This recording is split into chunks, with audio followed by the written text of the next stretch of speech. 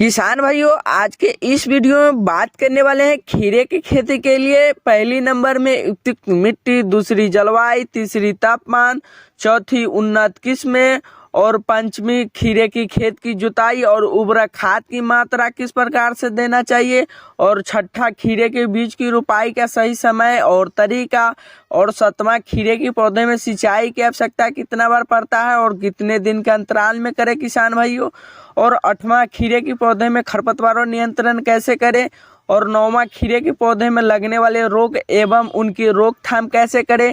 तो चलिए किसान भाइयों, वीडियो शुरुआत करने से पहले आपसे छोटा सा रिक्वेस्ट है, अगर चैनल पर पहली बार आए हैं तो चैनल को सब्सक्राइब और बेल आइकन को प्रेस कर लीजिए ताकि ऐसे ही खेतीबाड़ी से रिलेटेड। किसान भाइयों, खीरे की खेती के किसी भी ऊंचाई भूमि में किया जा सकता है किसान भाइयों, किंतु बलुई दोमट मिट्टी में इसकी खेती कर अच्छी पैदावार प्राप्त की जा सकती है किसान भाइयों। बात कर ले इसकी खेती के लिए भूमि का पीएच मान तो 6 से 7 की मध्य होनी चाहिए किसान भाइयों। शीतोष्ण और समशीतोष्ण जलवायु के खीरे की खेती के लिए उपयुक्त माना जाता है किसानों में। भारत में इसे अधिकतर बारिश और गर्मियों के मौसम में उगाया जाता है। इसके अलावा सर्दियों के मौसम में गिरने वाला पाला भी इसकी खेती के लिए उपयुक्त नहीं होता है। खीरे की अच्छी फसल के लिए सामान्य तापमान की बात कर ले किसान भाइयों, तो अधिकतम 40 डिग्री तथा न्यूनतम 20 डिग्री तापमान को ही सहन कर सकते हैं किसान भाइयों। बात कर ले खीरे के उन्नत किस्में, तो स्वर्ण पूर्णिमा के इस किस्मों के कम समय में पैदावार देने के लिए उगाई जाती है किसान भाइयों। इसकी फसल 45 दिनों में पककर तैयार हो जाती है। जब इसकी पौधे फल निकलना आरंभ कर देते हैं तब उसके कुछ दिन के बाद ही फलों तुराई कर ली जाती है। इस किस्म के पौधे के प्रति हेक्टेयर के हिसाब से 200 से किसान भाई बात कर ले कल्याणपुर ग्रीन के इस किस्मों के सबसे अधिक और कम समय में पैदावार देने के लिए की जाती है। इस किस्मों के पौधे में 40 दिन बाद तुराई के लिए तैयार हो जाती है। जब इसके पौधे में फल आना शुरू कर देते हैं तब इसके फलों की तुराई रोज करना आरंभ कर देते हैं। खीरे की इस किस्म के प्रति हेक्टेयर के हिसाब से 10 से 15 टन की पैदावार प्राप्त हो जाती है किसान भाइयों।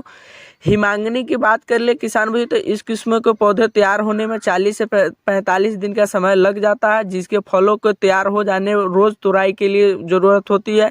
यह किस्म के प्रति हेक्टेयर के हिसाब से 10 से 12 टन की पैदावार दे देती है किसान भाइयों। बात कर ले खीरा 75 के इस किस्म के खासकर पर्वतीय स्थानों में उगाया जाता है, जिसे तैयार होने में 45 से 50 दिन का समय लग जाता है। इसके फलों की तुराई 2 से 3 दिन के अंतराल में की जाती है किसान भाई। इस किस्म के प्रति हेक्टेयर के हिसाब से 8 टन की पैदावार दे देती है किसान भाइयों। बात कर ले खीरे की खेत की जुताई और उर्वरक खाद की मात्रा, तो किसान भाइयों खीरे की फसल करने से पहले खेत को तैयार करने के लिए उसकी अच्छी से गहरी जुताई कर दी जाती है।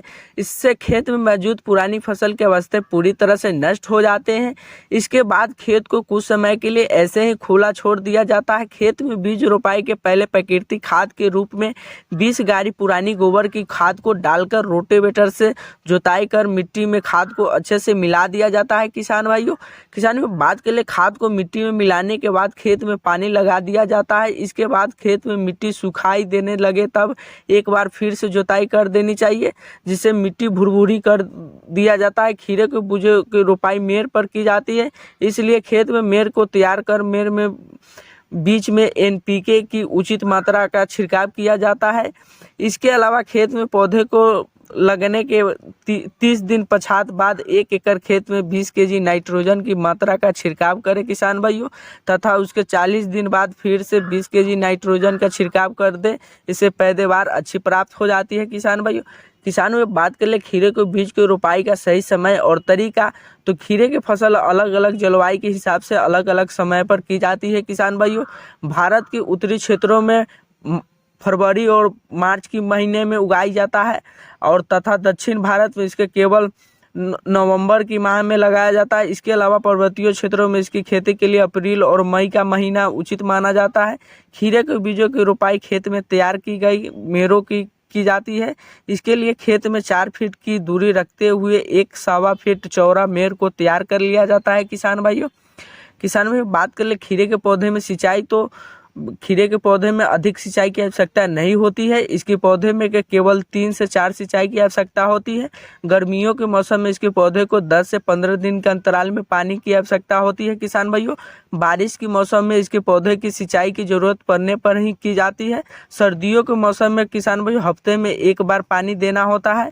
किसानों में बात कर ले, खीरे के पौधे की सिंचाई के लिए ड्रिप विधि का इस्तेमाल अच्छा माना जाता है। किसान भाइयों बात कर ले खीरे के पौधे में खरपतवार और नियंत्रण के लिए, तो किसान भाइयों खीरे की फसल में खरपतवार नियंत्रण के लिए प्राकृतिक विधि का इस्तेमाल किया जाता है।